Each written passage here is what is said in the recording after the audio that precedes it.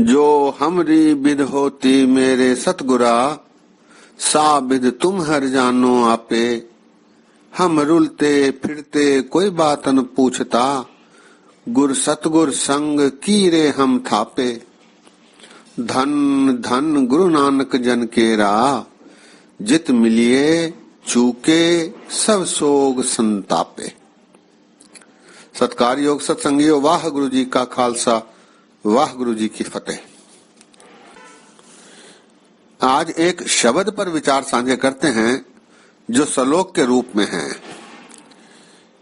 ये श्लोक गुरु नानक देव जी की वार माझ की वार में पहला श्लोक है। सत्संगियों, आप जानते हैं वार पौड़ियों में लिखी जाती है। पौड़ियों के खुलासे के लिए गुरु अर्जन देव जी महाराज ने पौड़ियों के पहले श्लोक भी रखे हैं।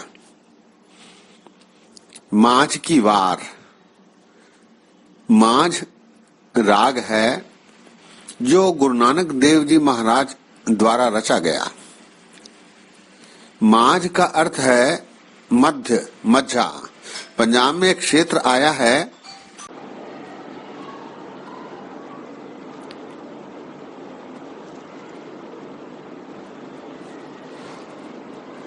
जिसे मध्या कहा जाता है, माझा, मध्य। इस क्षेत्र में जो लोकगीत गाए जाते थे उनके आधार पर इस राग की संरचना गुरु महाराज नानक देव जी ने की है। इस राग में ये वार है और इस वार का दूसरा श्लोक ये श्लोक है। इस श्लोक में महाराज ने मनुष्य के जीवन का रेखा चित्र रखा है। कैसे मनुष्य पैदा होता है, उसकी अवस्था कैसे बड़ी होती है, बूढ़ी होती है, इस संसार से फिर वो प्रयाण करती है और कैसे वो फिर भवसागर में डूब जाता है। और ये प्रक्रिया निरंतर चलती रहती है, तब तक चलती है जब तक आत्मा परमात्मा में फिर से वापस विलीन नहीं हो जाती। संक्षिप्त सा ये श्लोक है। इसमें महाराज कहते हैं, पहले प्यार लगा थन दुध, दूजे माए बाप की सुध, तीजे भैया भाभी बेब, चौथे प्यार उपन्नी खेड, पंजवे खान पियन की धात, छिवे काम न पूछे जात, सतवे संज की या घरवास, अठवे क्रोध होवा तन नास, नावे धौले उभे साह, दसवें दद्धा होवा स्वाह, गए सिगीत पुकारी धाह, उड़िया हंस दसाए राह, आया गया मया नाव, पिछे पत्तल सदैव काव, नानक मनमुख अंध प्यार, बाज गुरु डूबा संसार। नानक मनमुख अंध प्यार, बाज गुरु डूबा संसार। महाराज कहते हैं, मनुष्य बाल्यावस्था में जब पैदा होता है तो उसका स्नेह दूध से रहता है। पहले प्यार लगा थन दूध,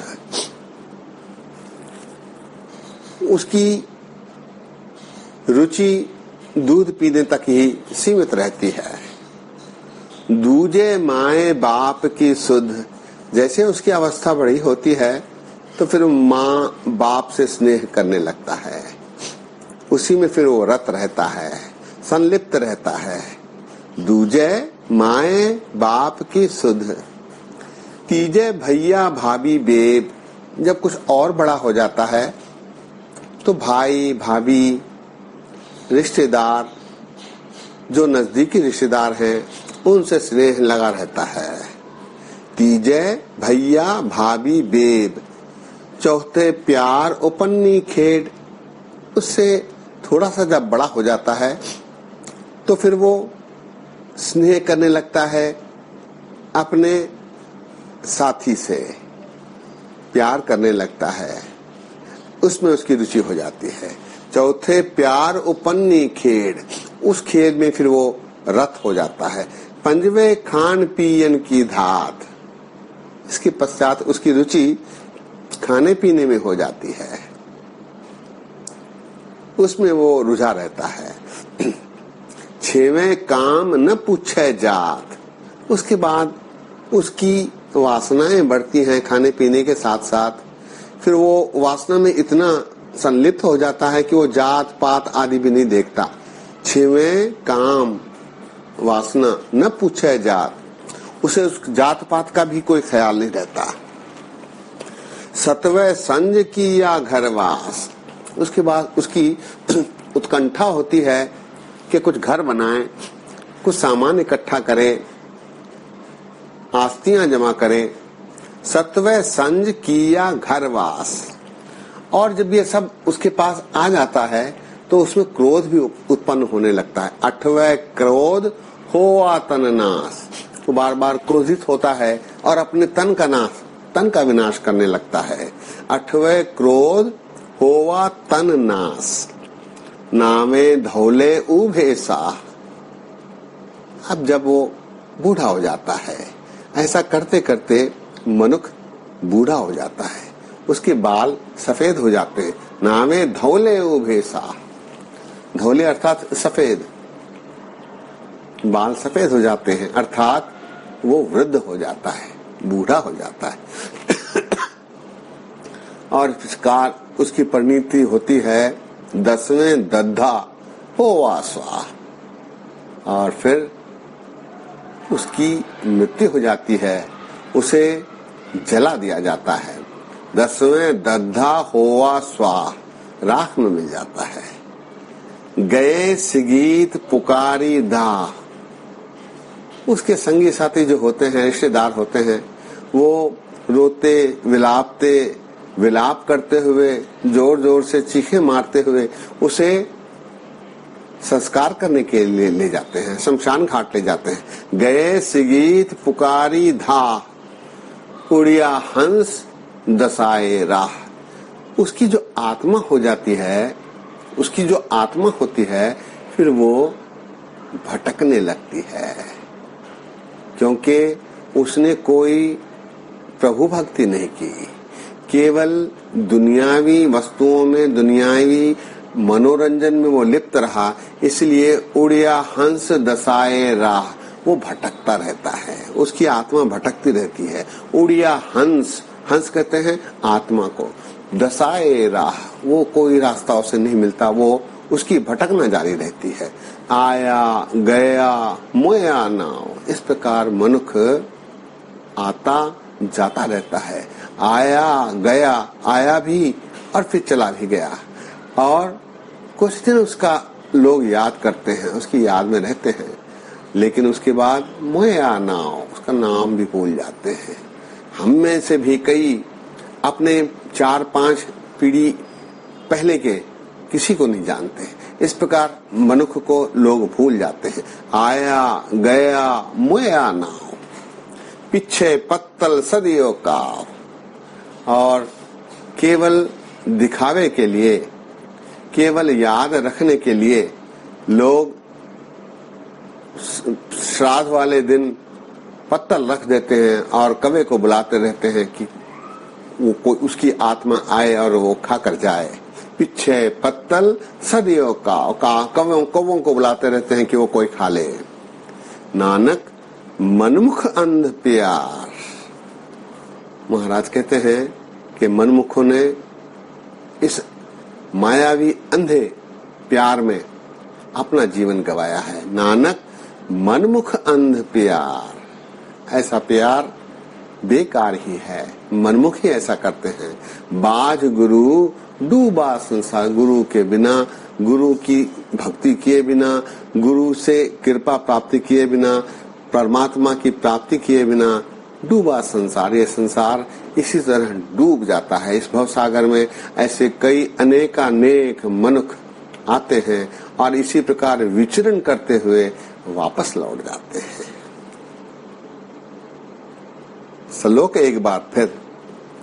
महला पहला, पहले प्यार लगा थन दुध, दूजे माए बाप की सुध, तीजे भैया भाभी बेब, चौथे प्यार उपन्नी खेत, पंजवे खान पियन की धात, छवे काम न पूछे जात, सतवे संज किया घरवास, अठवे क्रोध होवा तन नाश, नावे धौले उभे साह, दसवें दद्धा होवा स्वाह, गए सिगीत पुकारी धा, उड़या हंस दसाए राह, आया गया मोया नाव, पिछे पत्तल सदियों काव, नानक मनमुख अंध प्यार, बाज गुरु डूबा संसार।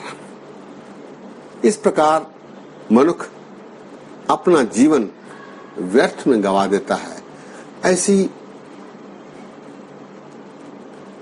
ऐसा उपदेश गुरु महाराज दे रहे हैं, जिसमें उनका कहना है कि हमें जागृत होना चाहिए, गुरु की कृपा प्राप्ति के लिए प्रयत्न करना चाहिए, ताकि गुरु के माध्यम से परमात्मा प्राप्ति के साधन उपलब्ध हो सके।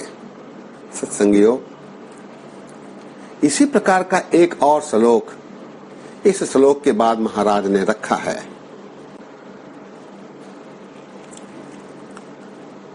इस श्लोक में गुरु नानक देव जी महाराज फरमा रहे हैं, महला पहला 10 बाल तन 20 रवण, 30 का सुंदर कहावे, 40 पुर होए 85 पग खिसे, 60 के बोढ़े पा आवे, 70 का मतहीन, 80 का व्यवहार न पावे, 90 का सहजासनी, मूल न जाने अप बल, ढंडो लिम ढूडिव डिठ में, नानक जग धुएं का धवल हर।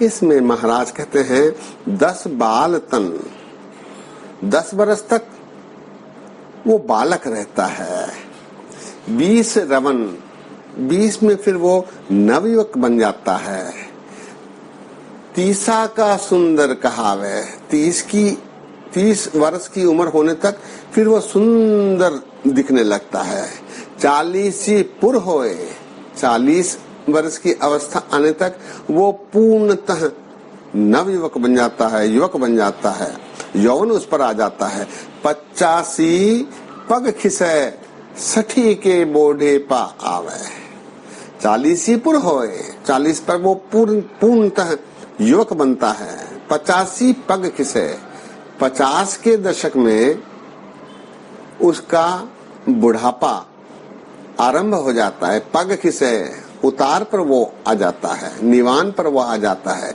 अब उसका शरीर ढलने लगता है, 85 पग खिसे, पग खिसे अर्थात पग फिर नीचे की ओर आने लगते हैं, 60 के बोढ़े पा आवे, 60 के दशक में फिर वो बूढ़ा हो जाता है, 70 का मतहीन, 70 के दशक में उसकी मत कमजोर हो जाती है, 80 का व्यवहार न पावे, 80 के दशक में वो व्यवहार करने योग्य भी नहीं रहता, मतहीन भी हो जाता है, शरीर भी क्षीण हो जाता है और व्यवहार करने लायक नहीं रहता।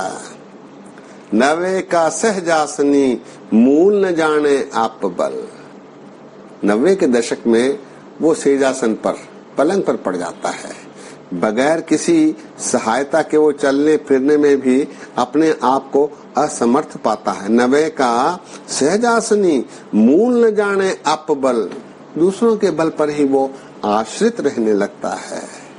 अंत में महाराज कहते हैं, ढंडोलिम ढूंढिम डिठ में, मैंने ढूंढ कर देख लिया है। क्या देखा है नानक?